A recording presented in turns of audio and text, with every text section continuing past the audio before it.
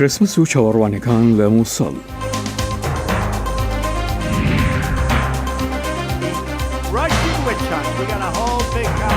ترامپ بەردەوامە لە سەرزنشکردنی ڕۆژەمەنووسان.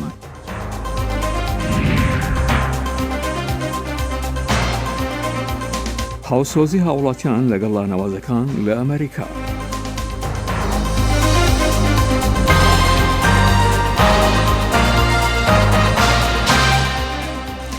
تەماشاچەی لە خۆشەویست ئیدەمەتان خۆش لە واشنگتن دیسیەوە خۆشهاتنەوە ڕای بەرنامەی کورد کۆنەکشن. سڵاو و ڕێز و هیڤێت دەمەخۆش دەگەل کورد کۆنەکشن ji dengê ئەمریکا لە واشنگتن. مەزنا ڕێبەرێ ئۆلیە کریستیانین کاتۆلیکلی جیهانê پاپ فرانسیس ڕژدیە لە کریستیانان دکا هەتا دەv ji materializma zikreş berdin û li şûnawê balê bikişînin ser peyamê xêr û خوشیا کریسمسی پاپ فرانسیس لی گرسیا کریسمسی لی سن پیترس بسیلکا شاهی گیرا و دست به هفتیک پر کار کرج بو گهاندنا پیامی روژاج دایک بونا مسیح و خیر و برکتی. هەڵویست و چاوەڕوانی مەسیحیەکانی مووسڵ لەسەر ڕەوشی ئاسایش لە دەمی بەڕێوەچوونی جەژنی کریسمس کە لەم ڕاپۆرتەدا دەبینین.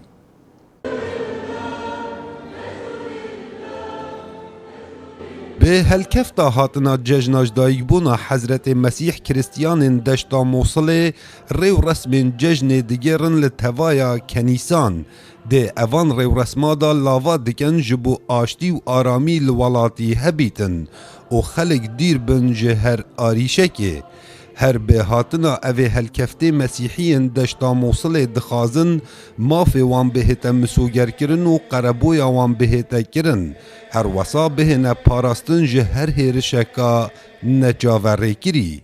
يطالب مسيحيو العراق ام وكو كريستيان العراق بگشتي و كريستيان موصل تايبتي ام داخاز كاين پاراسنامه بهتا كرن و قربويا ما بكن و چاوديريا ديرين ما بكن. شو شعورنا؟ ججنا ما كريستيانايا ام قالكي كيف خوشن و هركز كيف خوشه. كنيسة الطاهرة الكبرى كودكويتا قزا حمدانية لسردم جگدارين داعش تهاتب کار اینان وکو بارگاه فیرکرنا چکی بله مسیحیین دشتا موصل ریو رسم آینی تیدا گیران هرچنده زوربی کریستیانان کوچ کریه دروی ولاتی لو ما قش کنیسا نافهاتی دبیجیتم بدلکش کستی ام اوی ججن ادگیرین لكن كان نحتفل بمرارة ام بدلكي غمجين ججنا خودكن جبرجو قال لك جدوستو خلكي ما دور كتنا لدرفنا يانجي هاتنا كشتن خدي تمانا كي دريج بدا يصاغ ليام تشبكن افروشا جيانية ما ندخز بأواي غمجين ودجوار افتشتابا لسردم چکدارن داعش زور بی کنیسان هاتنا صوتن و ویران کرن و زیدباری گشت مال و ملک مسیحیان هاتا تالان کرن بله مسیحیان دشتا موصل ریو رسم ججنا جدایگبونا حضرت مسیح گیران کاوا عمر دنگ امریکا دشتا موصل. حکومەتە ئەفغانستانی دەبێژێت چ لوسێ کەس هاتن کوشتن و پترژ بیستێن دیژی بریندار بوون دەما چەکداران ئێریش کری سەر ئاڤاهیەکە حکومەتی شەڕێ ئیرۆیی حەفت دەمژمێران ڤەکێشای لە کابوڵ بێت تەقینە خاکوژێکی دێ ئۆتۆمبیلەکە بۆم کریدا لە ڕەخی ئاڤاهیە دەست پێ کرد لە دەمێ گرتنە ئاڤاهیە پۆلیسەک و سێ ملیتان هاتن کوشتن کار بەدەست دەبێژن وانە 200 کارمەندژە ئاڤاهیە بسلامەتی دەرخستن ئەف ئێریژی دەبەچەند ڕۆژان پشتی سەرۆ دۆناڵد ترامپ ڕاگەهاندی و ئەوی نەخشە هەیە نیڤەکە 14,000 سەربازین ئەمریکی ji ئەفغانستانی vekêşe. سەرۆک ترامپ لە کۆشکی سپی دەست بە کریسمسەکەی دەکات لە کاتێکدا حکوومەتی فیدراڵ پێدەنێتە چوارەمین ڕۆژی داخستنی بەشێک لە دامودەگەکانی. ترامپ و خانم یەکەم ملێنیە لە ئیوارەخانێکی کریسمس لە واشنگتن بەشداریان کرد پاش هەڵوەشانەوەی پشووی لە هاوینە هەوارەکەی لە ئیالەتی فلۆریدا بەهۆی ململانی لەگەڵ کانگرسدا. ترامپ کە دەمی کە نەدەبینرا دواترین زانیاریدا لەبارەی داخستنەکەوە لە کاتێکدا وەڵامی تەلیفۆنی مناڵەکانی دایەوە لە ئێوارەی هەردوو ڕێبەرانی کریسمس. دیموکراتەکانی کانگرس گلەیی لە سەرۆک ترامپ دەکەن بۆ نەقۆمکردنی وڵاتەکە لە بێسەروبەری لە کاتێکدا ترامپ داوای 5 میلیۆن دەکات تەنها پێشنیاری 1.3 بلیۆن دۆلاریان کردووە. و ساڵک دی یا ئالۆز دنێڤبەرە سەرۆک ترامپ و دەستگەهین میدیایەدا دەرباز دەبە بەتای بەدرژی ڕۆژنامەوانین ڕامالینە کۆشکاسپی دیکن چەندین جارە سەرۆکی گوتیەوان ڕۆژنامەوانە دوژمنین گەل. بەری شەش مەهان چەکدارێکی تووڕە ji راپۆرتێکی 5 کارمەندên کاپیتال گەزێتە کوشتن لێ نەویسکارێ ڕۆژنامێ نەهشت کارێوێ ڕاوەستی. یاکو ئەم دکین ji welatê ra û ji şêweyê jiyana me ra giring e. کارمەندên vê rojnama Annapolis ya westanê Maryland kesên salê bûn yên 2018 ji bo rêzgirtinê li rojnamavanên kuştî yan yên zîndankirî. The death of my friends changes all of our lives. Mirina hevalên min People, I jiyana think, me are bi more tevahî aware bihar. of the value of Xelk what we haydarî do. bihayê karê me ye. Seems Em like a pretty bihayekî high mezin price jê to ra pay for didin. that. Bihayê karê rojnamegeriyê bilindtir bû û yekem car bû rêxistiya rojnamavanên bêsnûr Amerîka bêxte lîsta welatên xirab ji rojnamavanan re. Li meha deh piştevanekê Trump lûleyên bomb kirî ji CNN û dijberên Trump yên siyasî re hinartin. Rexnegiran serok xetebar kir bi azirandina girjiyan dema wî mîdya bi dijmina gel dayînaskirin. کارê میدیایê rexnê li hikûmetê. Evce ev neniştimanperwer bênazkirin şaştiye. Serokî û piştevanên wî ew xetebarkirin red kirin ku dibêjin bûne egera tundiyê. Serokî bi taybet defavê CNN û destûra derbasbûna Koşkaspî ji peyamnerê wê stand piştî kêşvekêşeka nehez. CNN dost li dadgehê vekir û Koşkaspî destûra rojnamavanî vegerand. Astanga diya mîdyayê bikarînana serokiya Twitterê ye ji bo gihandina peyamên xwe. You can talk to a very senior aide. Gel alîkarekî mezinî serok biaxivî û pisyara pirseke giring jê bike ew ê ji te re behsa karvedana hikûmetê bike û li dawiyê ew ê ji te re bêje hêşta serokê peyama Twitterê nehinart. Koşkaspî dibêje destê serok Trump ji her serokekî dîpitir gehiştiye mîdyayê. Ji demê ketî serokatiyê ew 506 caran rastexwe ji xelkê re axiftiye. û gelek caran jî li baxê başûrê Koşkaspî bersiva pisyarên rojnamavana didetin li şûna li konferansê rojnamavanî. لە هەفتەی پێش ترامپ و ئەردوگان لە ڕێگای تەلیفۆنەوە سەبارەت بە کێشانەوەی هێزەکانی ئەمریکا لە سووریا بە ڕێکەوتنی گەیشتن. ڕێکەوتنێک گەجە جیهانی ڕاوچاڵەکاند و زۆری لە فەرماندەکانی لەشکریش تۆڕە کرد. بۆ تێشخستنە سەر ئەم بابەتە شەماڵ بەشیری لێکۆڵە ڕووچاودیری کاروباری ڕامیاری لەگەڵماندایە. کاکە شەماڵ خۆشەتن بۆ بەڕامەی کورکۆنێکشن دەبی ئۆردگان چ بەڵێنێکی بە ترامپ دابێت کەوا باوەڕی پێهێنابێت هێزەکان لە سووریا بکێشنەوە. بەڵێ سەرەتا سڵاو ڕێز بۆ ئێوە بینەرانی بەرنامەکەتان لە ڕاستیدا ئەم پێم وایە دەرکەوتنی بڕیاری پاشەکشەی هێزەکانی ئەمریکا لە سووریا شتێکی زۆر سەیر و سەمەرە نیە. لە قۆناغی ساڵانی 2011 تا 2018 ئەمریکا بە سێ استراتیژی جۆرا و جۆر یا بڵێن ڕێبازی کاری جۆرا و جۆر لە سووریەدا هەنگاوی ناوەتەوە. ساڵی 2013 هیلاری کلینتۆن کاتێک سەرۆکی کە وەزیری کاروباری دەرەوەی ئەمریکا بوو لە پرس کۆنفرانسێکدا لە ئەنکارە ڕایگەیاند کە قۆناغی پلانی ئاکۆتایی پێات و ئێمە دەربازی قۆناغی بێ دەبین. قۆناغی بێ سازکردنی نائیستقراری و ئالۆزی لە ناو خاکی سووریەدا بوو. ئەوەی کە ئەمڕۆکانە ڕووی داوە پاشەکشەی هێزەکانی ئەمریکا هەوڵێکە بۆ گەڕانەوە بۆ پلانی بێ سازکردنی عەدەمی ئیستقرار و ئالۆزی لە پێناو بنیادنانی کۆمەڵێک هاوپەیمانی ئەو هاوسەنگی هێزی نوێدا. وا دیارە ئەردۆغان لەم پەیوەندیەدا بە کشانەوە لە سیاسەتەکانی نزیکبوونەوە لە رووسیا و کڕینی موشکی S-400 هەنگاوی هەڵێ ناوەتەوە بوو نزیکبوونەوە لە ئەمریکا. کاک شەماڵ ئەگەر بێت وا دابنیان ئەمریکا پشتی لە کورد کرد و لە بازاری ئاڵگۆڕکردندا فرۆشتی بۆ ئەوروپایەکان نەتەوەگرتوەکان ڕێکخراوەکانی مافی مرۆڤ بێدەنگ بوون بۆ زۆری جیهان کە دێتە سەر کێشەی کورد کە ڕۆڵاڵن. بڵێ زیاتر لەبەر هۆکاری جغرافیای ژیئۆپۆلیتیکی کوردستان وهای کردو کە مەسەلەی کورد مەسەلەیەکی ئێگزار زۆر ئاڵۆز و کۆمپلکس بێت و ژیئۆپۆلیتیکی کوردستان وا دەکا کە هەڵوێزگرتن لە چوارچەوەی مەسەلەی کووردا هەتا ئێستاکانە بە شێوازێک بۆ کە ئاستەنگی ساز کردو لایەکی دیکەشەوە لایەنی کوردی و کۆمەڵگای کوردستانیش بەشێکن لە هۆکارەکانی تر لە ئەم ئاڵۆزیەی کە هەموو جارێ ڕوبەڕووی مەسەلەی کوردی بێتەوە بەڵام ئەوەی کە لێردا گرنگە ئاماژەی پێ بکەین کوالیسیۆنی شەڵەجی داعش کە تا ئێستاکانە لە 76 وڵات پێکاتوە ئەمریکا تەنها یەکێک لە وڵاتانەیە و وڵاتانی تر بەشداربوو لە کوالیسیۆنی شەڕلەجی داعشدا هەتا ئێستاکانە هەڵوێستێکی ئەرێنیان هەبووە و سیاسەتی کشانەوەی ئەمریکا لە سووریان ڕخنە کردو و پێیان وایە تا ئێستا داعش کۆتایی پێ نهاتووە هەر بۆیە لەو چوارچەوەیدا عەربستانی سعودی هەنگاوی یەکەمی هەڵێناوە بەوەی کە بتوانێت فینانسەی سەر لە نوێ بنیادنانەوەی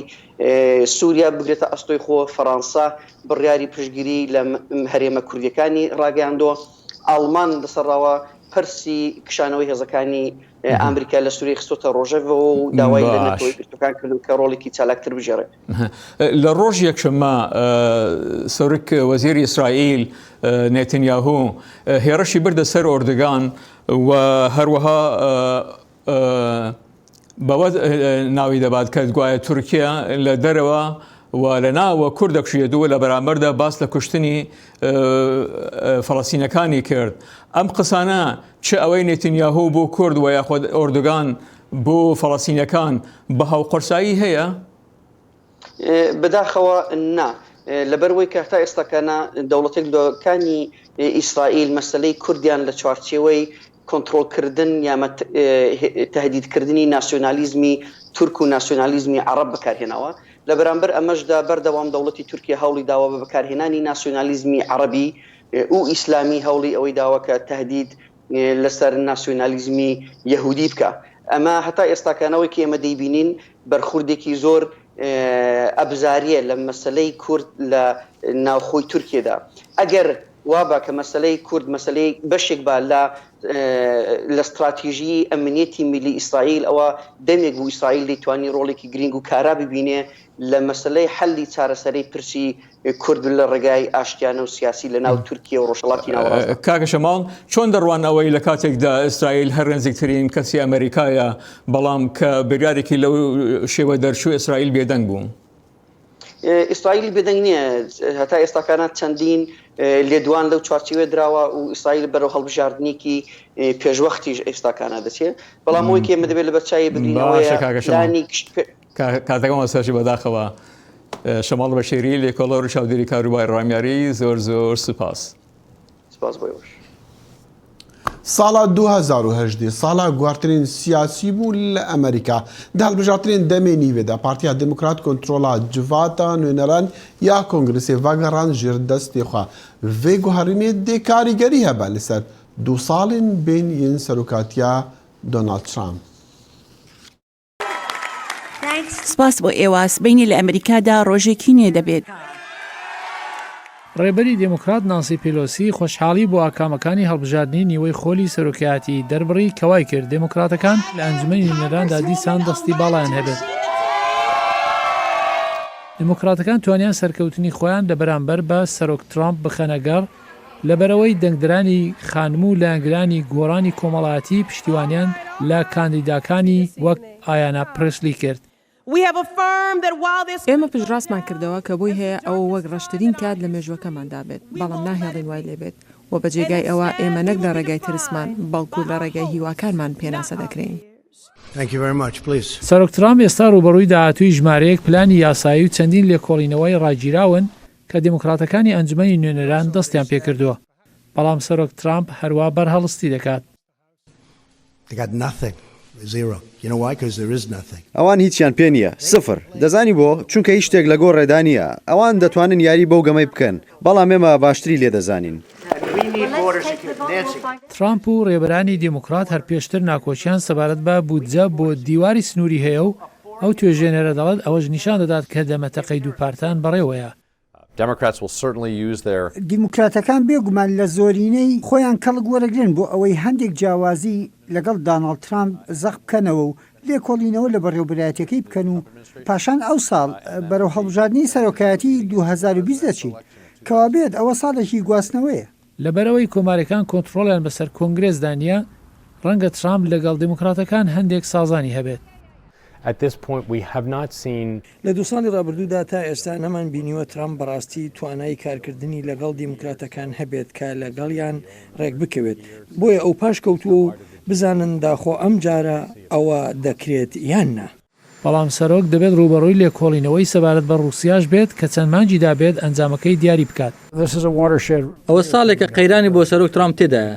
مەبەستم ئەوەیە ئەو بەرەنگاری هەر شتێک بێت کە رابەرت مولەر سەبارەت بە ترامپ دەیانڵێت پێم وایە ساڵێکی سەخت دەبێت بۆ ئەو. ترامپ هەروە زیاتر تیشک دەخاتە سەر هەڵبژاردننی داهاتوو بەڵام ژمارەیەک لە دیموکراتەکانیش هەروە دەبن ئەوانەی هیوادارن ترامپی شکست بدەن. دەزانی ڕاستی ئەوەیە هەلمەتی 2020 دەستی پێکردووە ڕەنگە جێگای خۆشحالی نەبێت بەڵام لەسەر هەشتێک دواتر ڕوو بدات کاریگەری دەبێت. هەر شتێک لە 2019دا ڕوو بدات ماوەیەکی درێژ دەخایەنێت مسۆگەری بکات داخوا ترامپ بۆ ماوەی خۆلێک یان دوو خۆلان سەرۆک بوو.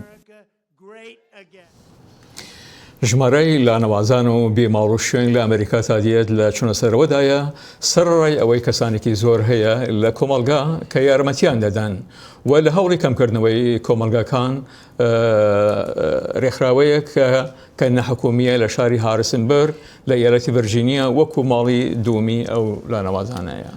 بەڵێ یەحیا بەرزنجی سەردانەوەی ڕێکخستیە لە باژارە هەرسنبرگی ڤەرجینیا کردیا کوتۆڕین تایبەتژی لێهانە خەڵک دەکارن خواردنی بخۆن و لەوەر بێشوبار و پەراژی بدن خەڵکی دەستکورت و بێماڵ. هێشتا بێماڵەکانی ئەم شاری ئەمریکا بێبەژنین لە خواردنی ژەمێکی تێروپڕ بە تام و لەزەتی خواردنی ماڵێ کە ڕۆژگار ماڵی گەرم و گوڕی لێ تێکداون و بەم ڕۆژەی ئێستای گەیاندون تێربوونی ژەمێک.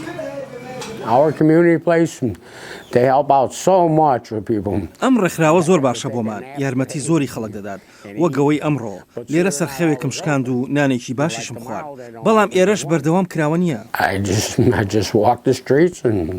ڕۆژانە لەسەر شەقامەکان دەگەڕێم دەچمە کتێبخانە یان ئێرەکە کراوە بێت سرەوتێک دەدەم یان دەچم بۆ کڵێسا لەو سەرمایە شوێنەکان کەمن بۆ خەوتن بەڵام لە هاویندا هەر لەسەر شەقام دەخەوم. نێو چێشتخانەکە پڕە لە جم و جۆڵ و بەسەرهات بۆ هەندێکیش خەوبردنەوە و پشودانێکە پاش تێپەڕینی شەوێکی پڕ لە سەرما و سۆڵەی زستانی ئەمریکا کە پلەی گەرما لە خواسفرەوەیە.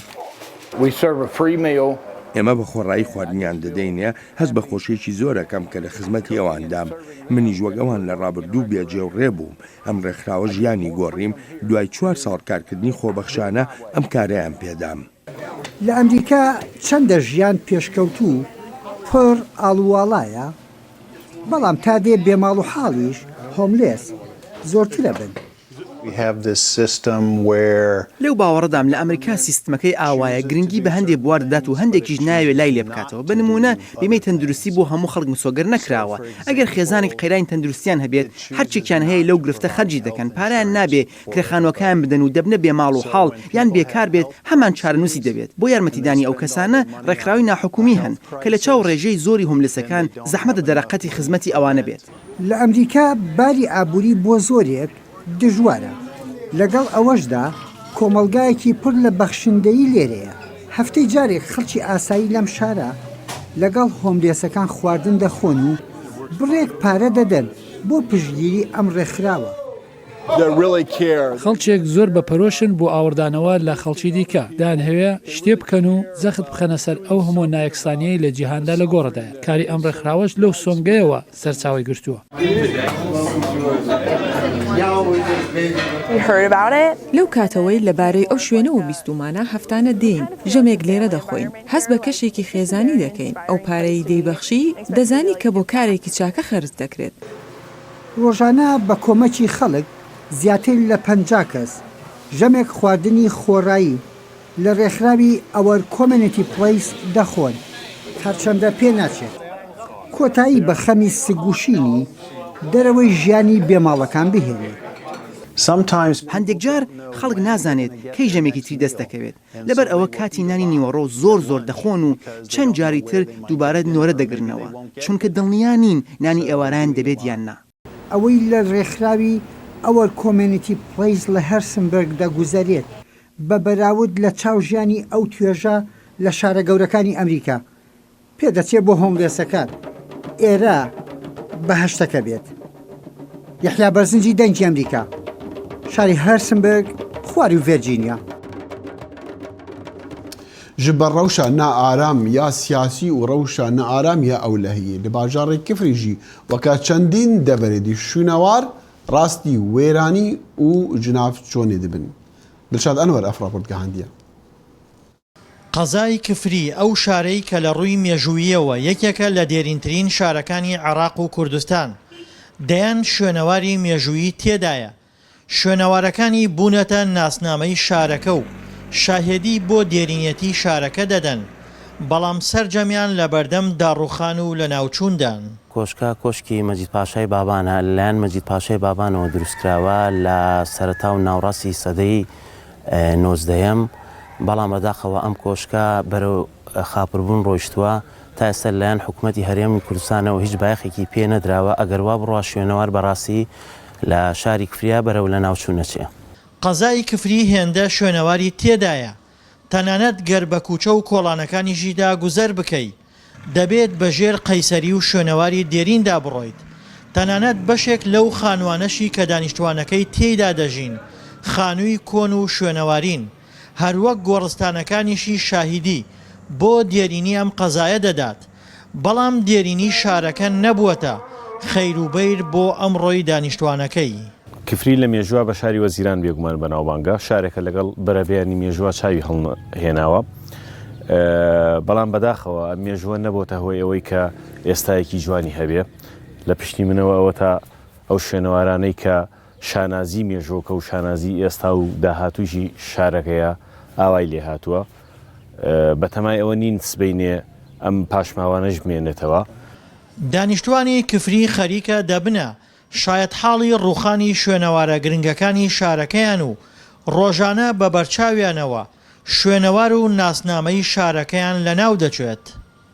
هەر هەموو مەسئولەکانی کوردستان و ئەوانەی دەسڵاتدارن چی لە ڕووی حزبیشی لە ڕووی ئیداریش و هاتوونەتە ئەم شارە و بەڵێنیانداوە بە نۆژەنکردنەوەی ئەم قەیسەریە، بەڵام بەداخەوە هەر قسەکردن بووە و هەر نووسین بووە لەسەر وەرەقە شت نەکراوە. لە دوایشە لە 2012 سەرۆکی حکوومەتی هەرێمی کوردستان کاگنێچیر هاتە ئێرە لەناو ئەم بازاڕا لەم جێگا بەڵێنی ئەوەیدا نۆژەن بکرێتەوە و کاریشی بۆ کرا، بەڵام دیارە ئەویشی و شەڕی داعش و قەیرانی دارایی و ئەمانە بەهاتەکایەوە ئەو کارێشە نەکرا کە ئەم بازاڕە ئەیبینن.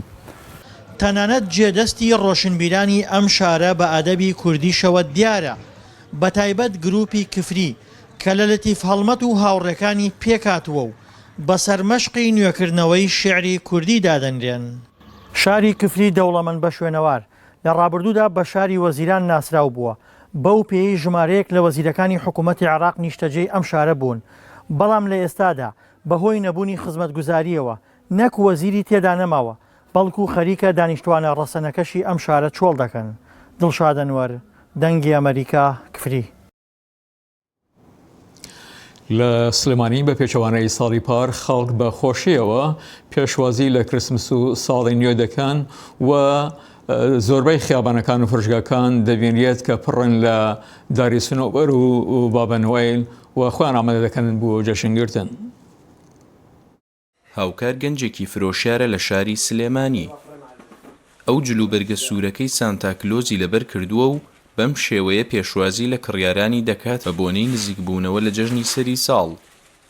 ئەم ئامادەکاریەی هاوکار بۆ جەژنی سەری ساڵ لە ڕابردوودا کەمتر گەرم و گوڕی پێوە دیار بوو، بەڵام ئێستا لە شەقام و بازاڕەکانی شاری سلێمانیدا درەختی کریسمس و گڵۆپەڕەنگاڵەکانیان و جلوبەرگی سانتاکلۆز لە پشت شوشەی دوکانەکانەوە سەرنجی چاوەکان بۆ خۆی ڕادەکێشێت. هاوکار دەڵێت کە ڕۆژانە ژمارەیەکی زۆر لە خەڵک سەردانیان ئەکەن و کەرەستەی تایبەت بە جەژنی سەری ساڵ ئەکڕن. ئەم ساڵ جیاوازتر لە ساڵەکانی کە پێشوازی لە کریسمس ئەکرێ، مشتریەکانمان زیاتر ڕوومان تێکەم بۆ کڕینی جلوبەرگەکان بۆ کڕینی درەختەکان بۆ ئەدەواتەکانی کریسمس بۆ کڕینی گڵۆپەکان بۆ دارەکان بۆ ئەداواتەکانی وەکو تۆپەکان گوڵی بۆ ڕازاندنەوەی سنۆبەرەکان.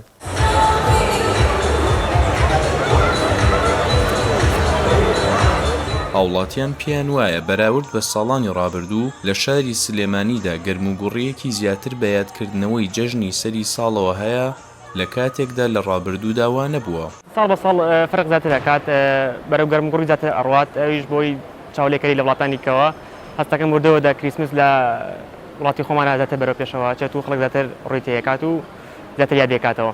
خەڵک ئێستا وەک جاران نەماوە ئێستا پێش سەری ساڵ خەڵک ئامادەبوونێکی زۆر ئەکات و پێشوازێکی گەرم و گۆڕ خەڵک خۆی ئامادە ئەکات شارە ڕازێننەوە خەڵک خۆشی خۆی دەرەبڕێ لەو شەوەیە پێشەو بۆ نێ خەڵک خۆی ئامادە ئەکات. لەگەڵ نزیک بوونەوە لە جەژنی سەری ساڵ لە شاری سلێمانیدا چالاکی و ئاهەنگی جۆراوجۆر ساز ئەکرێت و بە شێوازی هەمەڕەنگ ئەم یادە ئەکرێتەوە. ڕێباز مەجید، دەنگی ئەمریکا، سلێمانی.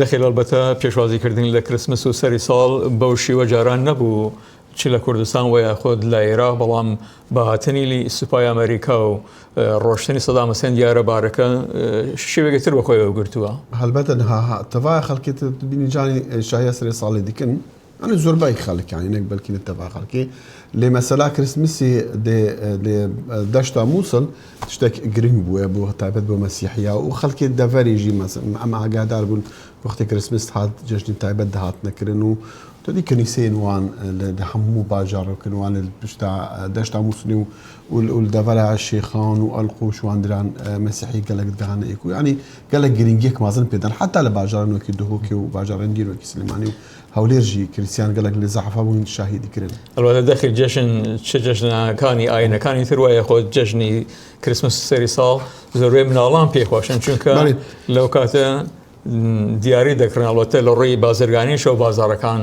گەرم و گۆڕ هەلبەتە باڵێ تایبەتمەندیە کرسمسیش بوو کریسیانە گەلک تایبەت ینی ئەنجی شاهیە کرسمسی گەلک تایبەتە ژبەرک و تشتێک تایبەتە بە کریسیانە نەوەکو خەڵکی دینین هەرێمینە.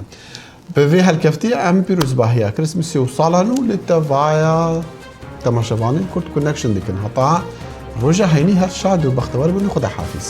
Bimîne xweş.